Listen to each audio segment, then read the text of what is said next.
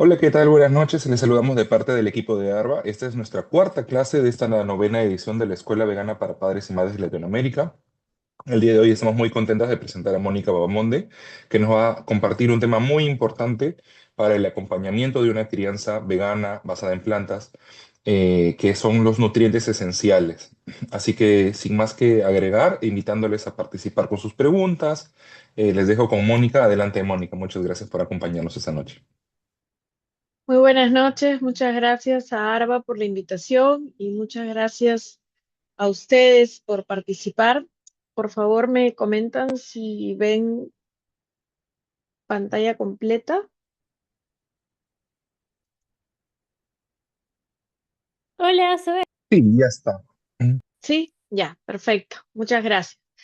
Bueno, sí, el día de hoy vamos a hablar de algunos nutrientes muy importantes, llamados nutrientes críticos o nutrientes básicos que deberíamos tener en cuenta cuando nosotros ya estamos alimentándonos en base a plantas o deseamos hacer la transición. A ver, voy a ir admitiendo también a las personas que deseen incluirse. Para los que no me No te preocupes, conocen, Mónica. sí, tú los agregas, perfecto. Gracias. Bueno, para los que no me conocen, mi nombre es Mónica Bamonde, yo soy nutricionista vegana, me especializo en alimentación basada en plantas, soy educadora en diabetes también por la Federación Internacional de Diabetes, tengo un diplomado en sostenibilidad, trabajo hace más de 16 años en la Clínica San Felipe, soy fundadora y directora de Tenutres IRL.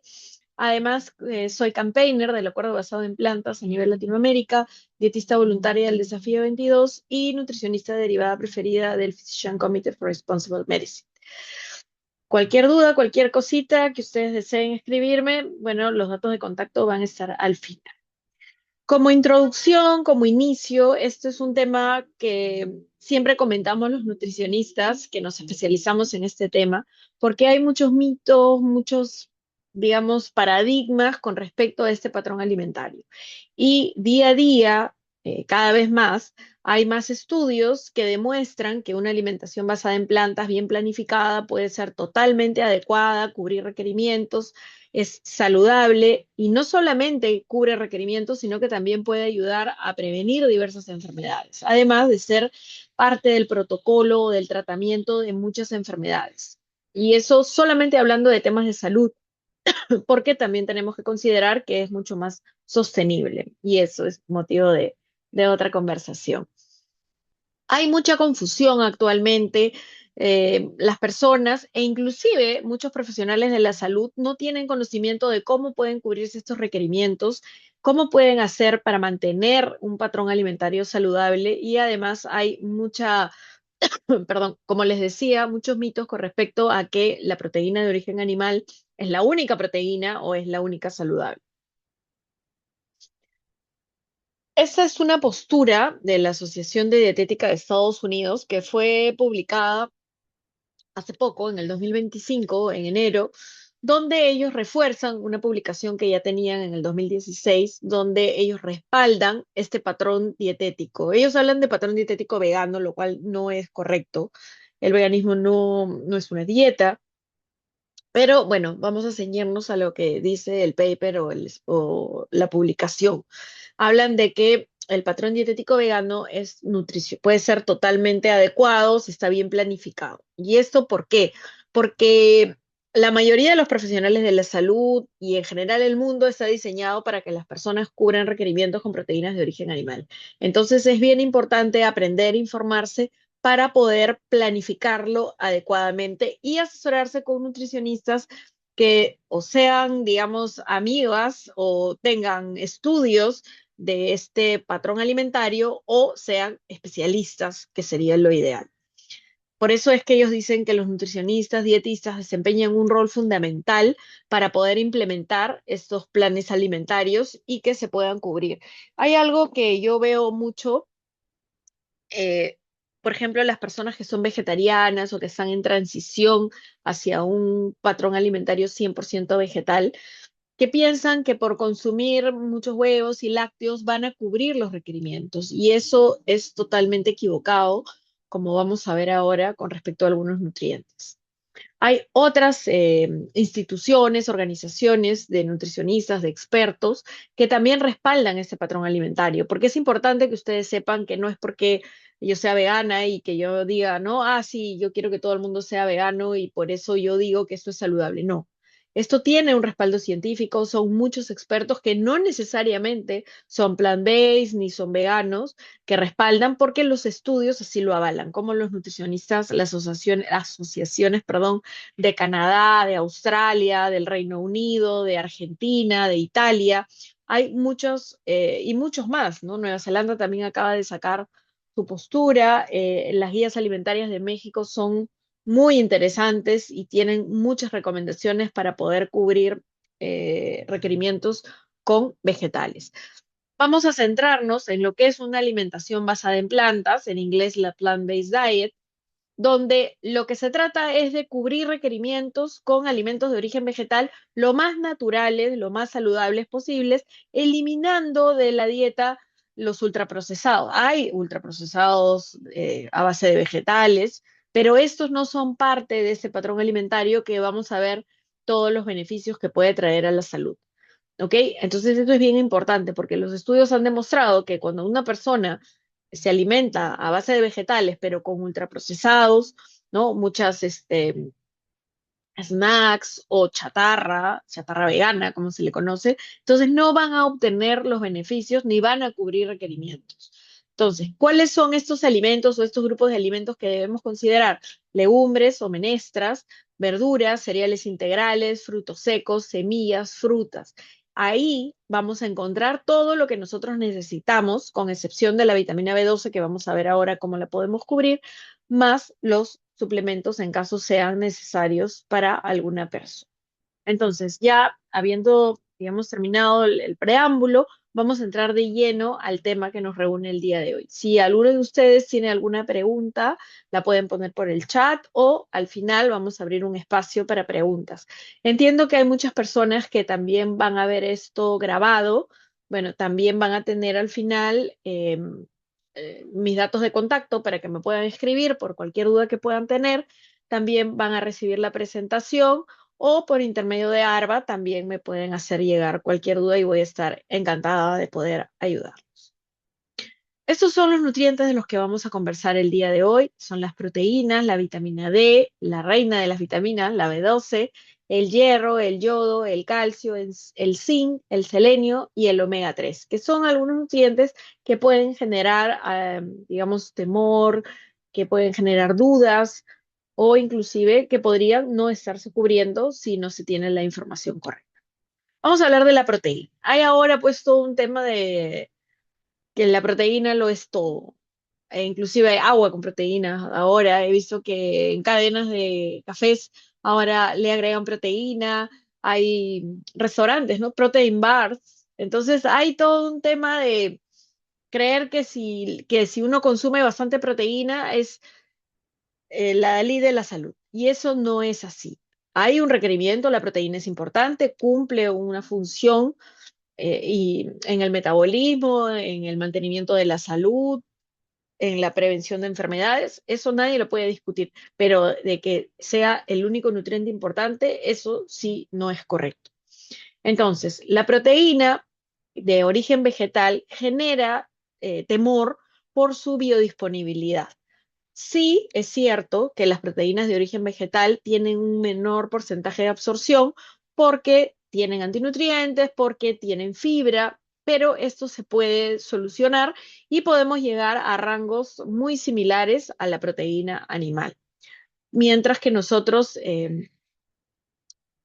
realicemos ciertas actividades, como por ejemplo el remojo, la doble cocción, la germinación, la fermentación también y el licuado para mejorar la biodisponibilidad. Inclusive, dependiendo del grupo etario o de las edades de las personas, también digamos, se toman más en cuenta, ¿no? Por ejemplo, si es una persona mayor de la tercera edad, que tiene dificultad de masticación, que tiene pues ya una producción de ácidos gástricos disminuida por su edad o por la medicación, porque toma algunos inhibidores de las bombas de protones como la ranitidina, el omeprazol. Entonces vamos a tener que tomar algunas medidas para poder mejorar la biodisponibilidad o aumentar las cantidades. Entonces, de que se puede, se puede. Personas, digamos, que tienen algún problema gástrico, como un sobrecrecimiento bacteriano, que las menestras les generan muchos gases, también hay estrategias como por ejemplo la soya texturizada, el tofu firme, que se pueden ir incluyendo y aumentando poco a poco hasta llegar a, a disminuir la distensión abdominal. Pero son muy pocos los casos en los que la proteína de origen vegetal no sería recomendable. Para la gran mayoría de la población, la proteína de origen vegetal no solamente es recomendable por sus beneficios nutricionales, sino porque también es económica, es versátil, es rica, entonces no hay ningún problema con eso, ¿ya? ¿Cuáles son las cantidades que deberíamos consumir? Bueno, eso va a depender de la persona. Normalmente se consumen 0,8 gramos por kilo de peso. Con la proteína de origen vegetal es la misma cantidad, pero en el caso de que sea, digamos, que tengamos temor, con 1,1 estamos totalmente cubiertos y no hay ningún problema. Acuérdense que las proteínas de origen vegetal también tienen otros nutrientes, no solamente tienen proteína, como vamos a ver después, tienen otros minerales, pero también tienen la excelente fibra que nos ayuda a prevenir enfermedades y además tienen antioxidantes. Entonces, la proteína de origen vegetal es un complejo de nutrientes, no es solamente, muchas personas creen que solamente son carbohidratos y no es así. Miren ustedes ahí, ¿no? Una porción normalmente es media taza de frijoles cocidos, de tofu, de tempe, un cuarto de taza de maní, porque el maní es una menestra, una taza de leche de soya y de preferencia la soya que venden envasada, porque esa soya además tiene vitaminas y minerales agregados que nos van a ayudar a cubrir requerimientos. ¿Ya? La carne de soya, como por ejemplo la soya texturizada, es muy rica en proteína en poca cantidad, nos va a dar un buen aporte, tiene además todos los aminoácidos que necesitamos. El tofu y el tempe, además de tener una buena cantidad de proteínas, son fácilmente digeribles también. ¿Ya? Acuérdense siempre de usar estas técnicas para poder mejorar la biodisponibilidad de la proteína. Vamos a hablar ahora de la vitamina D. La naturaleza es muy sabia. Como son muy pocos los alimentos que son fuentes de vitamina D y además de eso no son muy saludables, como por ejemplo las vísceras, para las personas que nos alimentamos en base a vegetales, tenemos la exposición al sol. El sol es la fuente con la que nosotros producimos, a partir de colesterol, el colesterol que nosotros producimos también, formamos vitamina D. Y la vitamina D tiene tantas funciones que ya más que una vitamina parece una hormona. Una de sus funciones principales es mantener los niveles de calcio estables, ¿ya? Participa en muchas funciones como en nuestro sistema inmunológico, ¿no?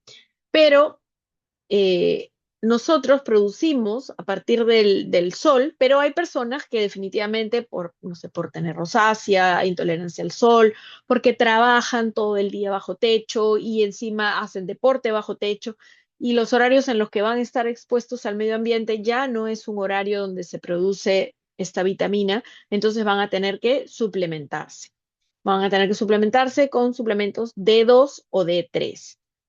Hay factores que también van a impedir que esta producción sea muy eficiente, como por ejemplo un cielo nublado, el hecho de que tengamos que usar bloqueadores, sobre todo en el rostro, en la cara, para evitar cáncer, si somos más morenos, si somos mayores, si tenemos mucho sobrepeso. ¿Por qué? Porque se necesita eh, la activación por parte del hígado y en casos de hígado graso no funciona eficientemente ese sistema. La época del año, definitivamente en invierno se produce menos vitamina D que en verano. La hora, entre las 10 y las 3 de la tarde, entre las 10 de la mañana, perdón, y las 3 de la tarde es la mejor hora. La latitud, ¿no? Dónde estamos ubicados en el planeta, mientras más cerca al trópico del Ecuador vamos a producir más, pero si estamos más alejados, definitivamente vamos a producir menos. Existen dos formas de vitamina D, que es la vitamina D3 y la vitamina D2. La vitamina D3 es la que se debe utilizar en caso de deficiencia. Anteriormente, toda la vitamina D era de origen animal porque se saca de la lana de las ovejas. Sin embargo, ahora ya hay opciones de D3 de origen vegetal, con lo cual ya podemos, si estamos con déficit, ¿no? Tenemos niveles bajos de vitamina D, tenemos que coordinar con nuestro especialista para ver cuál es la dosis que nos recomienda. En cuanto a la D2, se puede utilizar en mantenimiento, nunca en déficit, y sí es de origen vegetal y no hay ningún problema.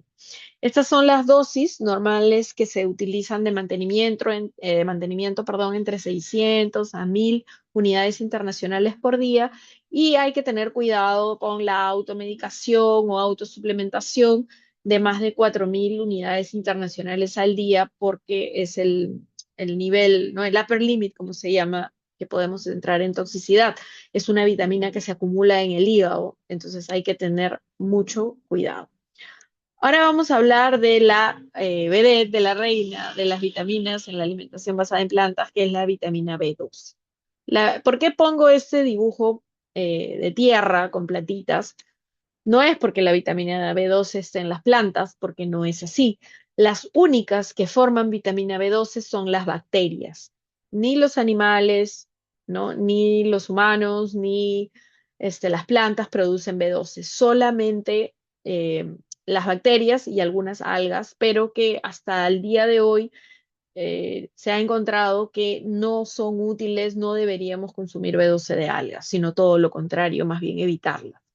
Entonces, la vitamina B12 es una vitamina muy, muy importante, pertenece al complejo B, es una vitamina hidrosoluble, con lo cual el exceso se elimina, se llama cobalamina, y no se encuentra de manera natural en las plantas, se encuentra en la tierra. Por eso los animales, cuando los animales comían, ¿no? libremente, como deberían vivir, comían el pasto, la hierba, obtenían estas bacterias y producían la B12, y esa B12 se va a sus músculos. Y las personas que consumen animales actualmente obtienen la B12 de una suplementación indirecta, porque como los animales necesitan B12 y no están obteniéndola con su alimentación natural, al follaje o al alimento procesado que les dan de comer, les agregan vitamina B12. Entonces, todos nos suplementamos o nos deberíamos suplementar de una manera directa, como son las personas omnívoras, e indirecta, como son las personas que nos alimentamos en base a vegetales. Incluso personas vegetarianas tienen que suplementarse, personas plant-based, digamos que esporádicamente consumen algún alimento de origen animal, también deberían suplementarse. Pero no solamente las personas nos alimentamos en base a vegetales, sino ahorita lo vamos a conversar. Lo que les comentaba, ¿no? La espirulina, por ejemplo, tiene una forma análoga o muy parecida a la B12, pero que no es útil en el cuerpo, no cumple función o no cumple con la función tan importante de la B12, y lo que es peor, puede botar análisis con B12 alta, lo cual nos puede hacer pensar que estamos bien cuando no lo estamos. Si alguno de ustedes ha estado consumiendo espirulina y B12 o solo espirulina, entonces háganse un análisis de homocisteína para poder validar. Esa homocisteína debería ser siempre menor a 9. Inclusive si su B12 está alta y su homocisteína eh, está, digamos, alta también, entonces eso significa que la B12 que ustedes tienen no está cumpliendo con su función en el cuerpo. ¿Ok? Síntomas como, por ejemplo, calambres, sobre todo el nivel de las pantorrillas en la noche, temblores, falta de problemas de memoria, irritabilidad, etcétera, son síntomas de falta de vitamina B12.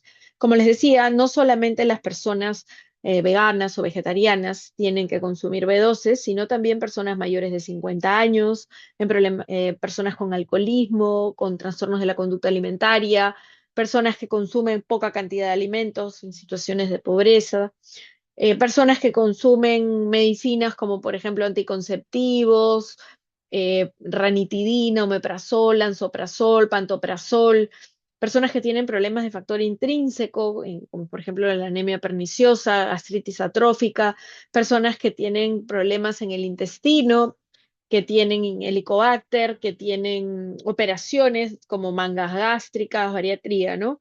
Personas con celiaquía, enfermedad de Crohn, que es una enfermedad autoinmune, o SIBO. Todas esas personas tienen que tomar suplementación de vitamina B12.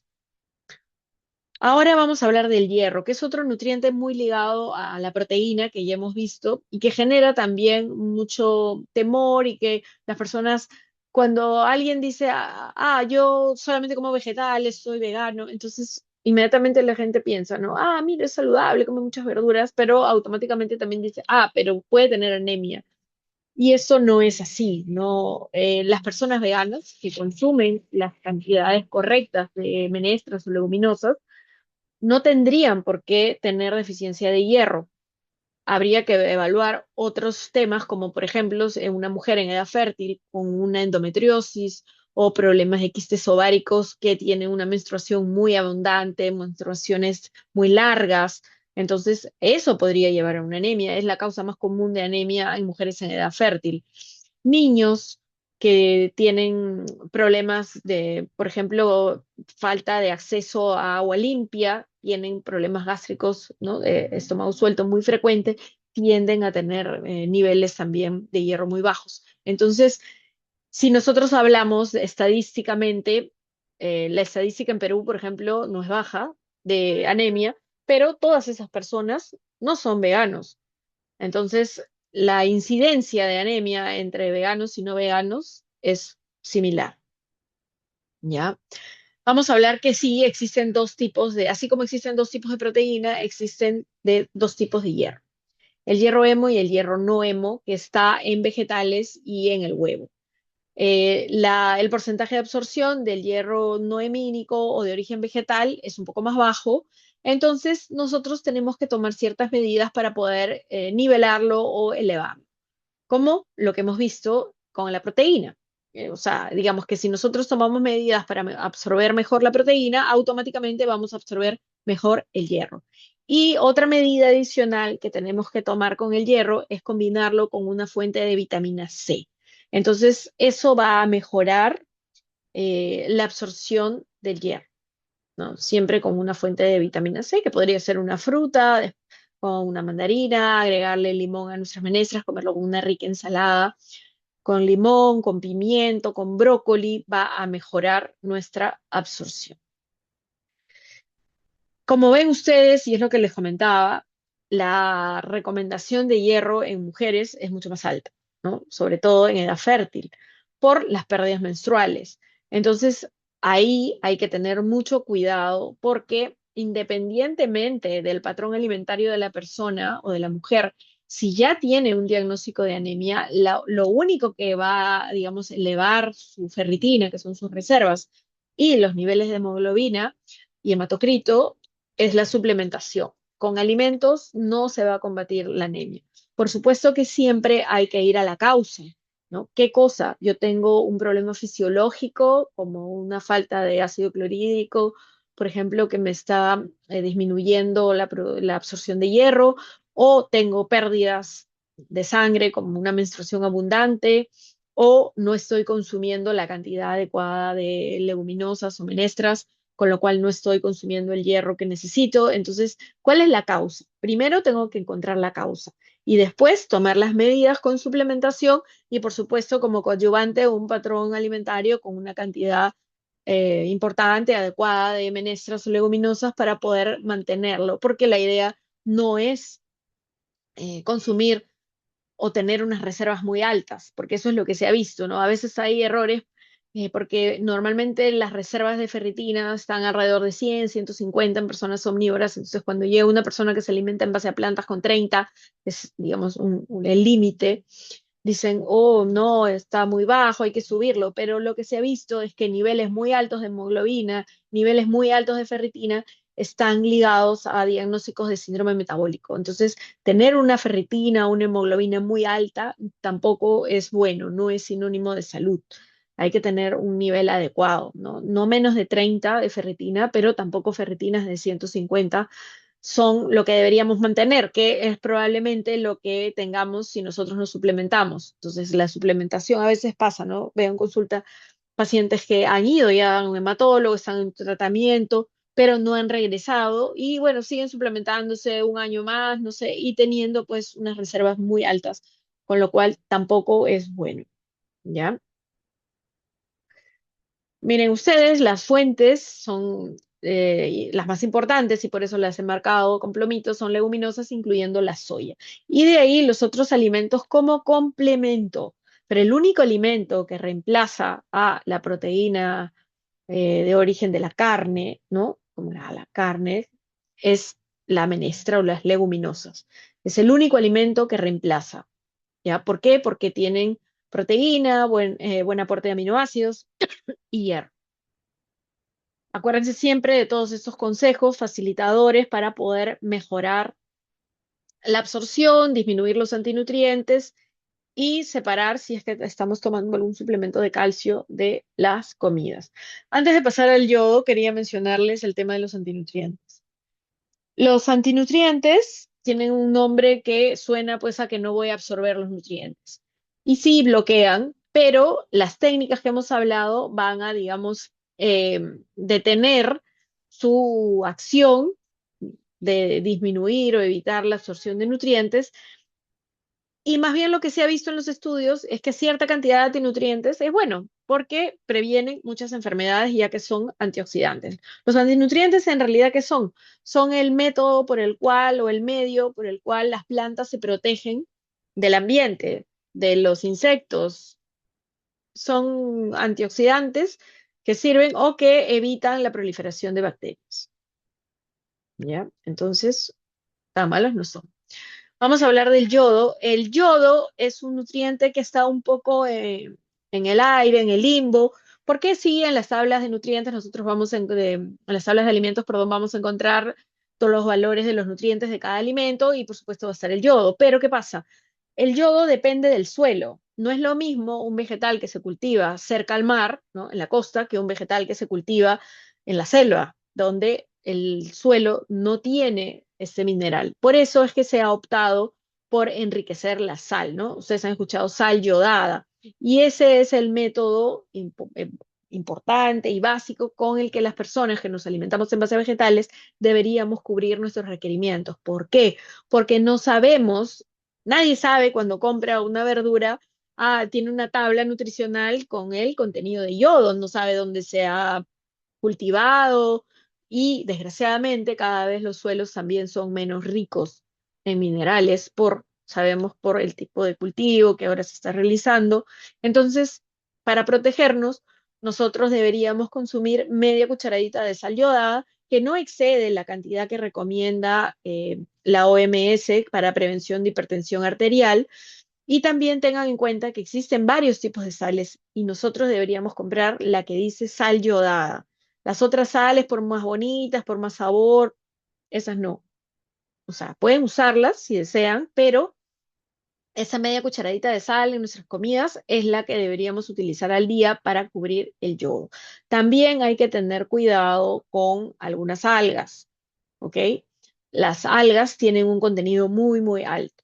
En cuanto a las personas que tienen, por ejemplo, enfermedades tiroideas, y que hay temor con respecto al consumo de soya, de maíz, de mijo que se consume en otros países, de yuca, todo esto se consume cocido en nuestros países. Sí hay países en África, por ejemplo, que consumen una harina de yuca cruda y ahí sí están en problemas para, digamos, que podría limitar la absorción de yodo. Pero en nuestro caso, que nosotros la consumimos cocida, lo único que tendríamos que hacer una persona con hipotiroidismo que toma levotiroxina es alejar el consumo de soya 1 hora, máximo 2, de la pastilla. Entonces, no hay razón para restringir estos alimentos, simplemente podría ser en personas que no consumen ninguna fuente de yodo y además consumen estos alimentos en crudo. Lo que les comentaba de las algas, ¿no? Miren qué terrible eso, 22.666%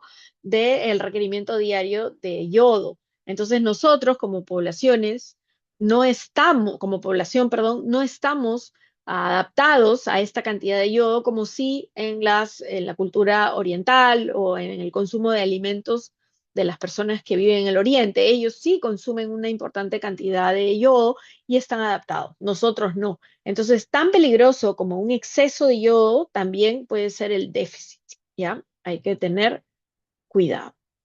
Ahora vamos a hablar del calcio. El calcio es un nutriente bastante ligado a los productos lácteos, ¿no? Y cuando nosotros nos alimentamos en base a vegetales, no consumimos este tipo de alimentos, entonces tenemos que saber cuáles son los alimentos vegetales que nos van a ayudar a cubrir requerimientos sin ningún problema. ¿Y por qué necesitamos calcio?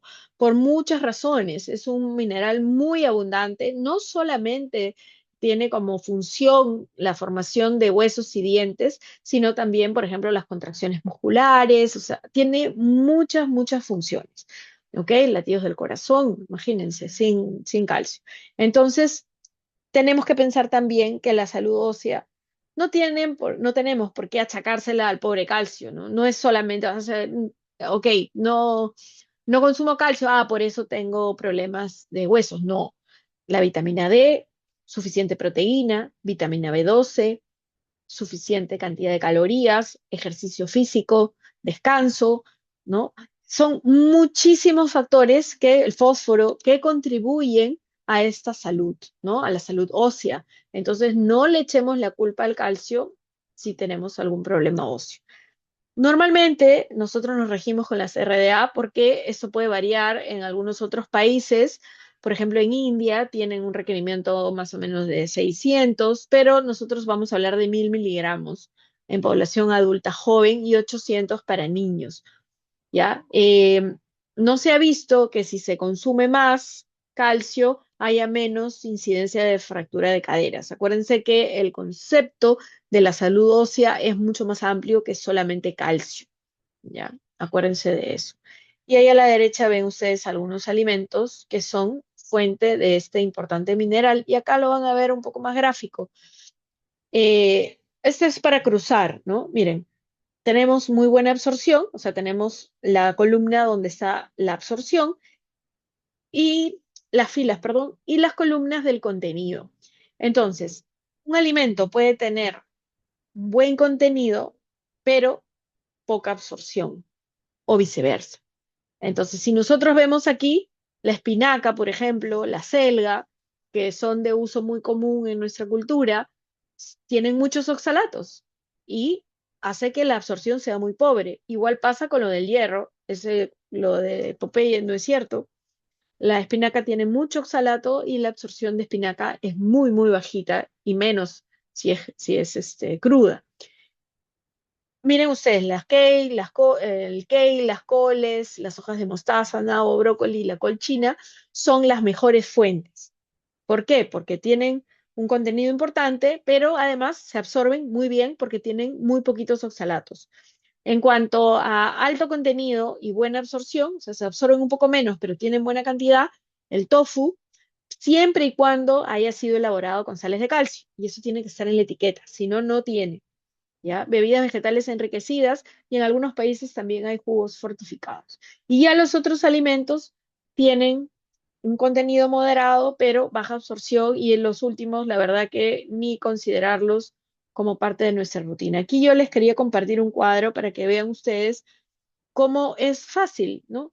Lo que se recomienda como medida general para, por ejemplo, las personas adultas son 2 tazas del mismo alimento y para mujeres gestantes 3 tazas para poder asegurarnos, no porque el requerimiento aumente, sino para estar completamente seguros. Ahí con semillas, tofu, bebida vegetal, ya hemos cubierto nuestro requerimiento de calcio. Y a la derecha, como para un niño, ahí vemos frijoles, tofu, nabo, kale y tahini, estamos cubriendo su requerimiento y pasándonos un poquito todavía. Entonces, no es imposible. El zinc es un nutriente que la verdad normalmente no es que ande uno preocupándose todos los días en la noche antes de dormir. Hoy día cubrí mi zinc. No, es un poco olvidado el pobre zinc. ¿Por qué? Porque en los alimentos de origen animal es muy fácil cubrirlo, o sea, está digamos, en una cantidad alta y en varios alimentos de origen animal. Entonces, en los alimentos de origen vegetal tenemos que tener cuidado porque acuérdense de que a mayor fibra la disminución, la absorción, perdón, disminuye. Entonces, todas esas técnicas que hemos hablado también son necesarias para poder hacer que el zinc sea más biodisponible. ¿Ya? El zinc es muy importante, ayuda en temas de cicatrización, sistema inmune, nos ayuda a que este sistema inmune esté fuerte para poder combatir a todos esos virus, bacterias y estemos más sanos. En los niños es importante, ¿no? Para el crecimiento, ¿cuántos niños les dan suplementos de zinc? Y en el embarazo también, porque también hay crecimiento. Aquí tienen ustedes a la derecha algunas fuentes, ¿no? De estos alimentos.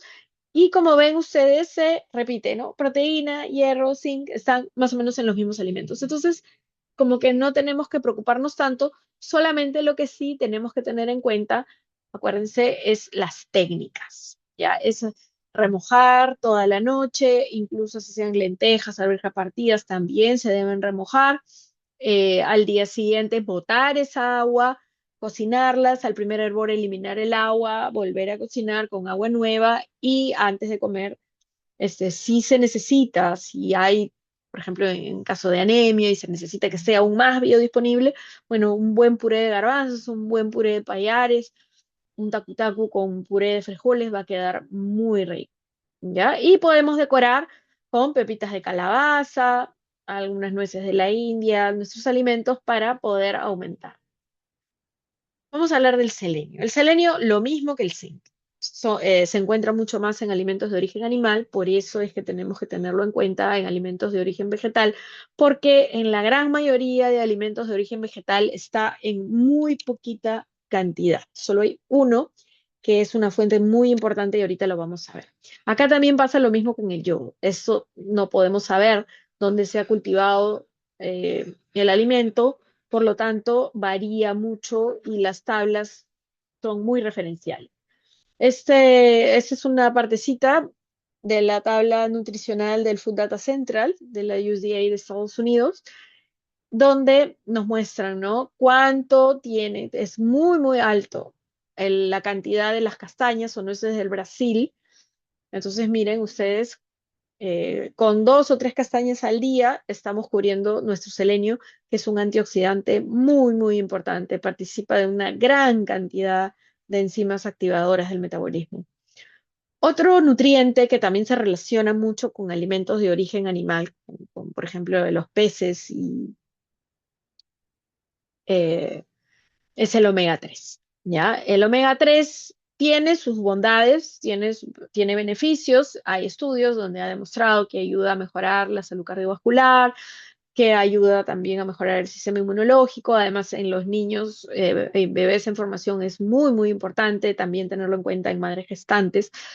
Pero el omega 3 también se puede encontrar en alimentos de origen vegetal. Si bien la formación porque lo que se utiliza más es el EPA y el DHA, que solamente están en alimentos de origen animal, nosotros vamos a consumir un ácido graso que lo que va a hacer es formar EPA y DHA, es llamado el ALA.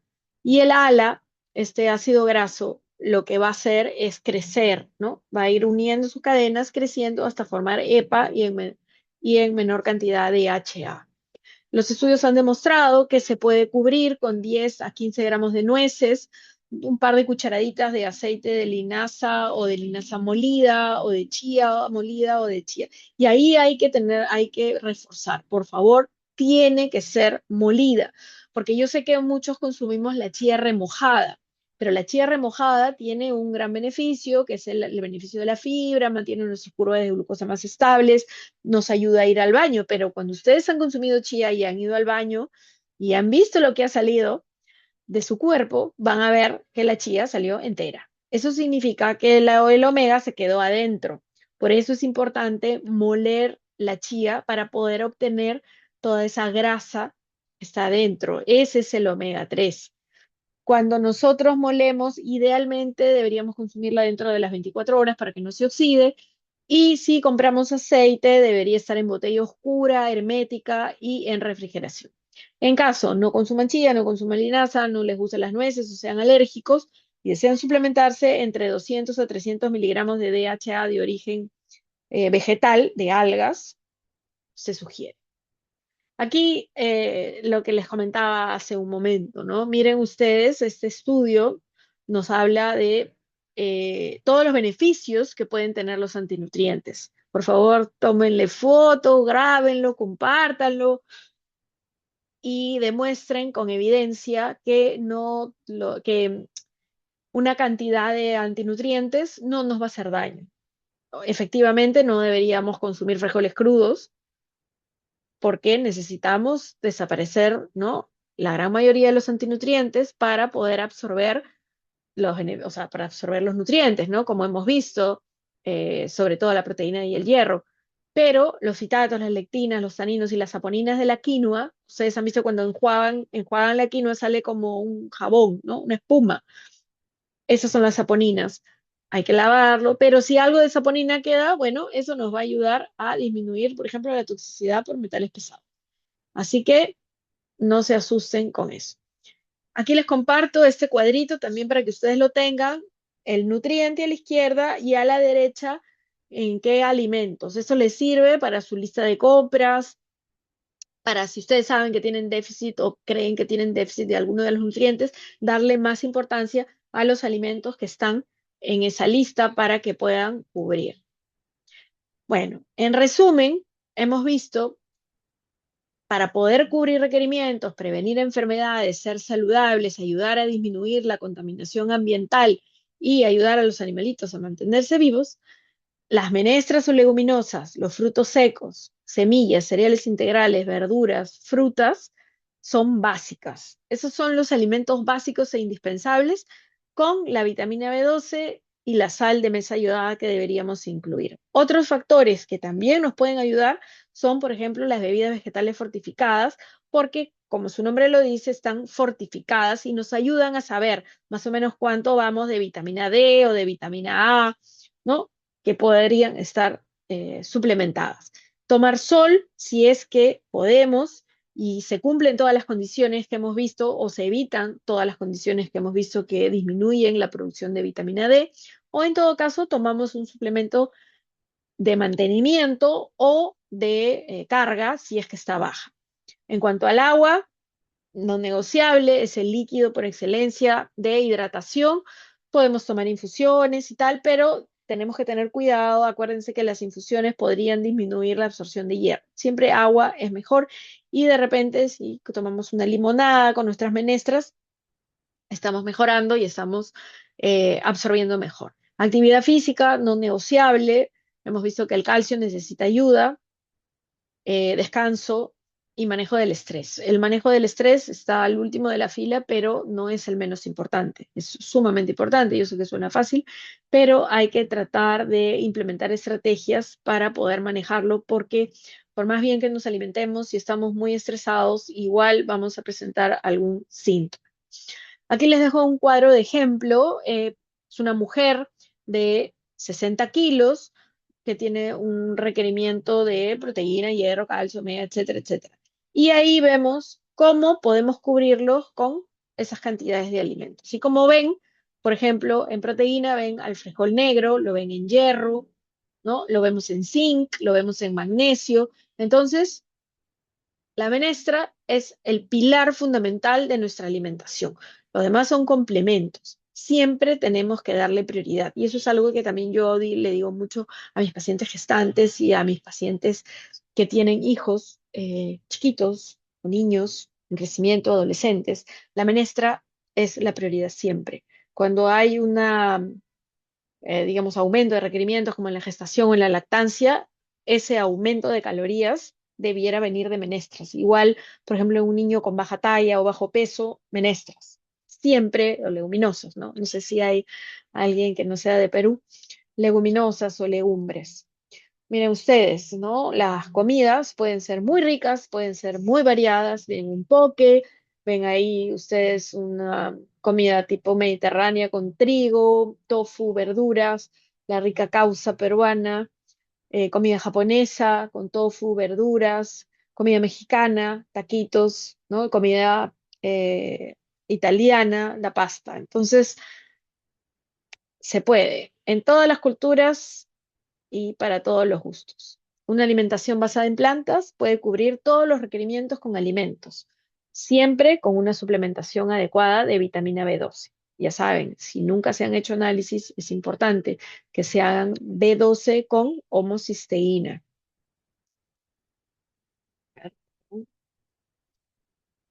Aquí tienen un poco de la bibliografía si desean ahondar, perdón.